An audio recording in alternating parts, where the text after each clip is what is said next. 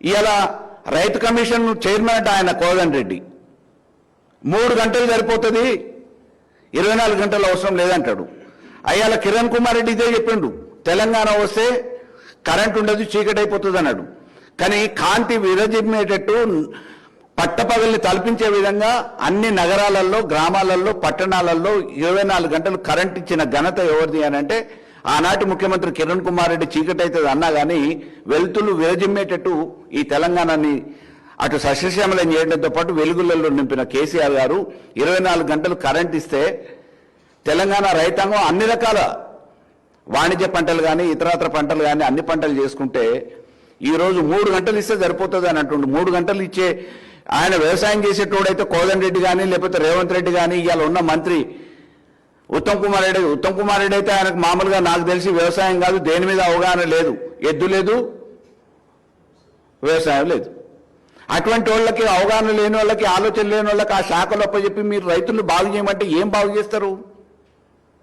ఇవాళ 3 గంటలు కరెంటుతోని మీరు వ్యవసాయం చేయొచ్చు అని చెప్పి చెప్తున్నాడంటే అవగాహన ఉన్న నాయకుడు అన్నట్ట.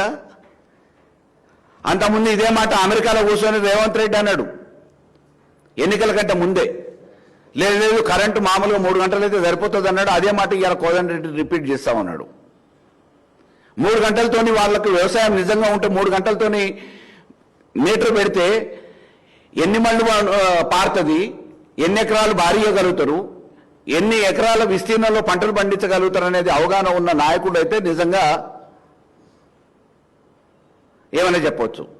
ఇవాళ రైతులు ఆరుగాలం కష్టపడి ఏదో వాణిజ్యం కాదు, ఇది వ్యాపారం కోసం కాదు, ఈ దేశంలో ఉన్న యావత్ ప్రజానికానికి అన్నం పెట్టాలనే ఒక ఆలోచనతోని, సంకల్పంతోని అప్పులు చేసేనా, ఏం జరుగుతుందో తెలియకపోయినా, ప్రకృతి సహకరిస్తుందో లేదో తెలియదు, వర్షాలు ఎప్పుడు పడతాయో ఎప్పుడు పడవో తెలియదు, నీళ్లు ఎప్పుడు వస్తాయో ఎప్పుడు రావో తెలియదు, ఇటువంటి అయోమయ పరిస్థితులలో అన్నం పెట్టే రైతన్నని, ఈ దేశ ప్రజలకు అన్నం పెట్టే రైతన్నని ఆదుకోవాల్సిన ఈ ప్రభుత్వం పండిన పంటను కూడా కొనే పరిస్థితి లేదు. మొక్కజొన్నలు కొనట్లే, మక్కలు కొనే పరిస్థితి లేదు, ధాన్యం కొనే పరిస్థితి లేదు. ఇంతవరకు కనీసం దాని గురించి ఒక రివ్యూ లేదు. ఎంతసేపు అడావుడి ఆర్భాటాలు చేసి 3,50,000 కోట్ల రూపాయలు అప్పు చేసిన ఈ కాంగ్రెస్ ప్రభుత్వం కేవలం 2.5 సంవత్సరాల కాలంలో ఏం చేసిందా అంటే ఈ రాష్ట్రాన్ని బాగు చేయడానికి అందాల పోటీలు పెట్టింది.